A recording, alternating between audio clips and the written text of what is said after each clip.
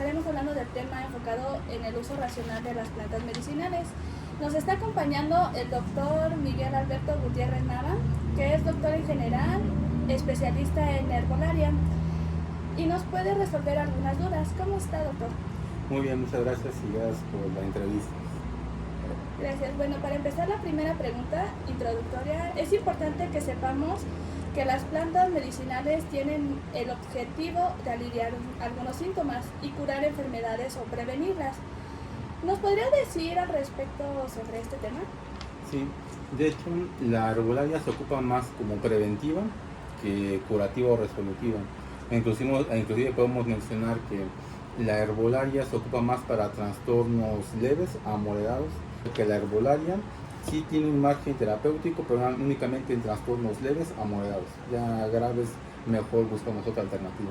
Sí, ok. Gracias por su respuesta, doctor. Bueno, a continuación surgen algunas dudas que podemos saber que hay ciertos medicamentos naturales que no se pueden mezclar con farmacéuticos. Una de las enfermedades por las cuales las personas buscan más estos remedios naturales es por la diabetes o la hipertensión. ¿Cómo podemos saber qué medicamentos naturales pueden consumirse para estas patologías y cuáles no, para que no exista una interacción negativa al combinarlos? Ok. Usualmente las personas piensan que las plantas no funcionan o no al grado de un medicamento y como dicen, y como es natural y como no hace daño, pues lo puedo estar combinando fácilmente con algún medicamento. Pero resulta que las plantas actúan como verdaderos fármacos, porque al igual que los fármacos tienen una molécula que van a llegar a un receptor y van a tener una acción farmacológica o una acción biológica. Sí hay muchos riesgos de interacción y esto si lo sumas a un medicamento de síntesis, pues bueno, el efecto puede ser o aditivo, puede ser sinérgico o antagónico, que podrían ser los tipos de interacciones. Si hablamos de un efecto sinérgico, pero de sinergia que vaya a ser a favor del paciente, en este caso que tenga un efecto hipoglucemiante, podemos combinar una metformina. Si es que la metformina por sí sola no ofrece los efectos deseados, pues podemos combinarla con Wasum, una planta que también tiene efectos hipoglucemiantes, y puede ser que esa sinergia sea benéfica para el paciente. Aunque si no tenemos mucho conocimiento luego de las plantas, podemos dar una planta que inhiba el efecto del medicamento. Entonces puede ser que el medicamento no se absorba de forma eficiente o se absorba muy poco, bajando la biodisponibilidad. Y esto puede poner en riesgo al paciente de que se quede desprotegido ante su enfermedad. Puede ser que entonces consumo la planta y el fármaco baja su efectividad porque no se absorbió adecuadamente. Ese es uno de los riesgos, de que el paciente se quede desprotegido ante su enfermedad porque no está consumiendo nada. Ni la planta le está ayudando, ni el medicamento está actuando de forma adecuada.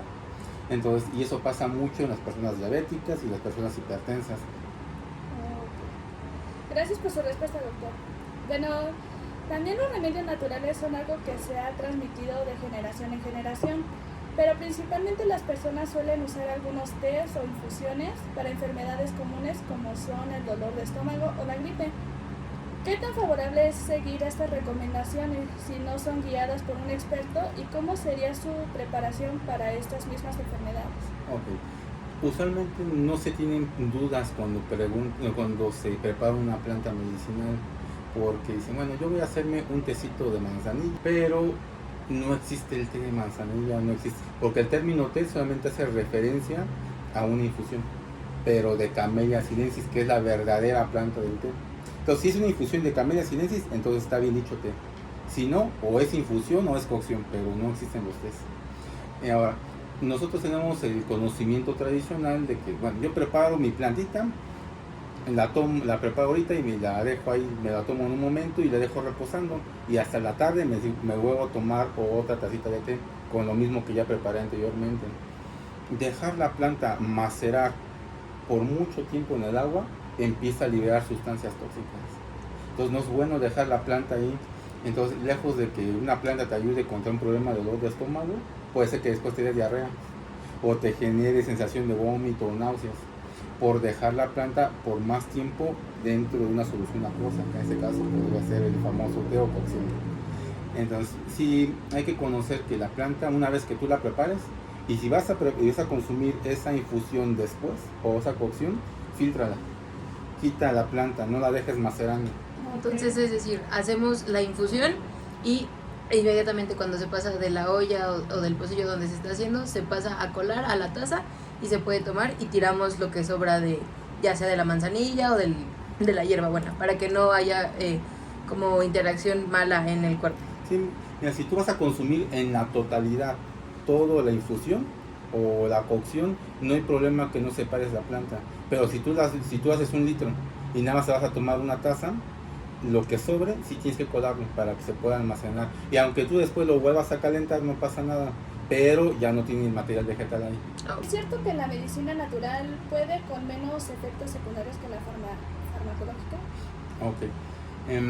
No es que tenga menos efectos secundarios, sino de que la planta medicinal tiene algo que se conoce como un alto índice terapéutico. Entonces, el índice terapéutico se saca entre la dosis mínima efectiva, que es la cantidad mínima que necesito para tener un efecto. En este caso puede ser efecto antiinflamatorio, analgésico, antipirético. Y la dosis letal 50, que es la dosis necesaria para matar al 50% de la población estudiada. Entonces, entre estas dos dosis, yo tengo todo ese margen para darle el tratamiento a un paciente. Si la dosis es mínima efectiva es de 160 miligramos y la dosis letal 50 es de 5.7 miligramos, 7.5 gramos, que estamos hablando de 7.000 y cacho, ¿no?, de dosis, es muy improbable que yo pueda llegar a esa dosis en un paciente que pese 70 kilos. Tendríamos a veces que consumir un cerro para llegar a una dosis letal 50 de una planta. El caso particular te puedo hablar de la planta que es Salvia morísima Ortega, que es una de las salvias, de una de las 800 salvias que hay en México, que esta es una planta que su dosis letal 50 es de 5.2 gramos por kilogramo de peso. ¿Qué quiere decir esto? Que pues estamos consumiendo un cerro para llegar a una dosis letal con esta planta. E inclusive hasta los manuales de toxicología nos mencionan que cualquier sustancia farmacológica que tenga una dosis letal 50 arriba de los 5.000 miligramos por kilogramo de peso es tan inocua que hasta los niños lo pueden estar consumiendo.